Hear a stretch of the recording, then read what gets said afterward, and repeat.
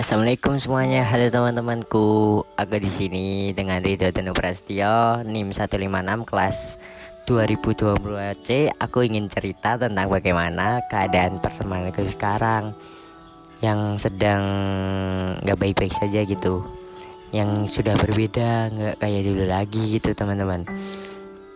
Aku mulai cerita ini ya teman-teman.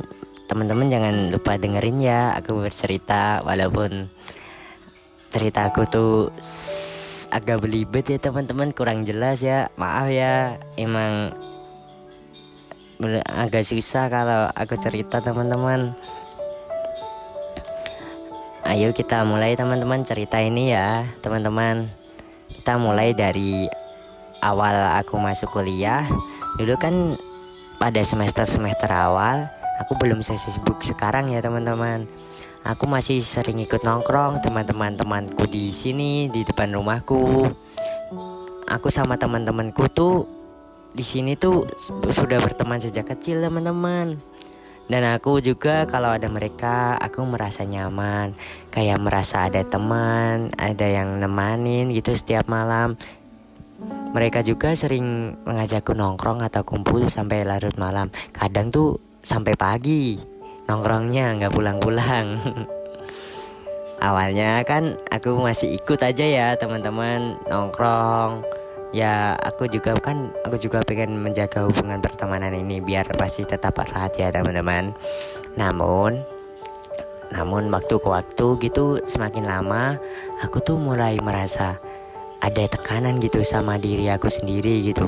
Mulai dari tekanan emosional, mulai dari tekanan dari kuliahku juga, sehingga mereka tuh setiap hari kan sering ngajakku nongkrong hampir setiap malam ya. Sementara kan aku sudah kuliah ya, kan aku punya kewajiban kayak tugas gitu yang belum selesai ya teman-teman. Dan kadang kan aku juga kalau pulang kuliah tuh pengennya cuma istirahat aja gitu.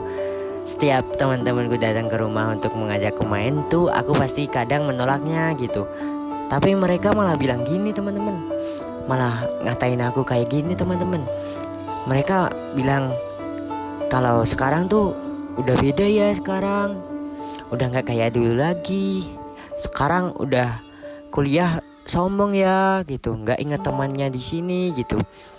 Kadang dari perkataan itu membuatku merasa bersalah gitu loh teman-teman. Tapi aku juga berpikir kalau aku memang berubah sekarang, gak kayak dulu lagi. Aku juga punya kesalahan kepada mereka gitu.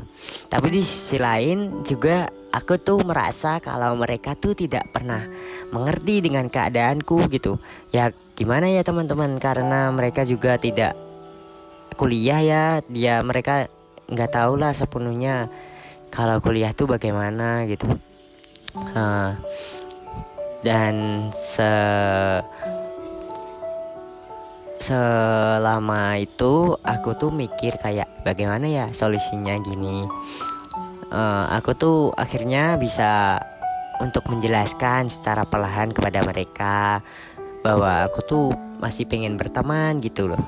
Tapi memang dibalik pertemananku yang sekarang aku nggak bisa kayak dulu lagi gitu. Aku kan juga sudah jadi mahasiswa, tugasku juga berat gitu.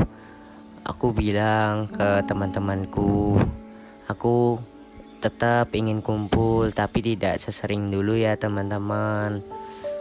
Dan aku juga di sini lagi belajar kayak membagi waktu biar lebih bijak aja gitu antara waktu kuliah, keluarga, dan pertemananku. Dan aku juga memilih ikut nongkrong pada saat aku gak terlalu sibuk. Walau beberapa dari mereka tuh masih belum paham gitu, kadang masih belum suka gitu, kadang masih kayak menyindir gitu teman-teman, tapi secara halus ya. Namun dari sebagian yang tidak suka itu, tapi ada juga yang sudah mengerti bahwa kalau kuliah tuh punya kewajibannya gini. Kalau apalagi kalau ikut organisasi pasti pasti kayak waktunya terbagi gitu. Ada yang paham juga gitu teman-teman. Dan dari aku menjelaskan itu, hubungan kita tuh sekarang masih berjalan sih dengan baik. Tapi walaupun aku tidak sering ikut nongkrong ya seperti dulu gitu teman-teman.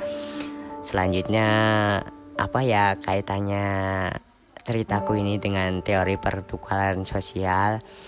Kan dalam teori pertukaran sosial, seseorang cenderung mempertahankan hubungan jika manfaat yang didapatkan lebih besar dari kerugiannya. Awalnya aku sama teman-temanku tuh sebelum kuliah tuh aku merasa banyak mendapat keuntungan gitu teman-teman, mendapat kenyamanan, mendapat hiburan dari pertemanan ini gitu. Tetapi pada saat aku sudah masuk kuliah tuh, kan tuntutan kuliah tuh semakin meningkat ya teman-teman. Dan juga beberapa temanku yang tidak bisa memahami keadaanku pada waktu ini sekarang, aku tuh sekarang merasa sudah merasa banyak mengorbankan banyak hal gitu loh. Dari waktu yang sia-sia kalau aku sering nongkrong, terus rasa bersalah dan tekanan emosional dari diriku sendiri ya teman-teman. Jadi itu aku memilih solusinya untuk menyesuaikan waktu, untuk membagi waktu untuk pertemananku juga. Aku pengen membagi waktu dengan baik, dengan bijak gitu, agar tetap terhubung tanpa mengorbankan tanggung jawab pribadiku sebagai mahasiswa ya teman-teman. Jadi pertemanan juga baik-baik saja, terus kuliah juga lancar gitu teman-teman. Sekian dari ceritaku ya teman-teman. Mohon maaf kalau ceritaku agak belibet ya, atau kurang jelas gitu. Mohon maaf ya teman-teman. Kurang lebihnya segini dulu teman-teman untuk ceritaku. Terima kasih sudah dengerin ceritaku ya teman-teman. Bye bye teman-teman. Sampai jumpa lagi di cerita selanjutnya.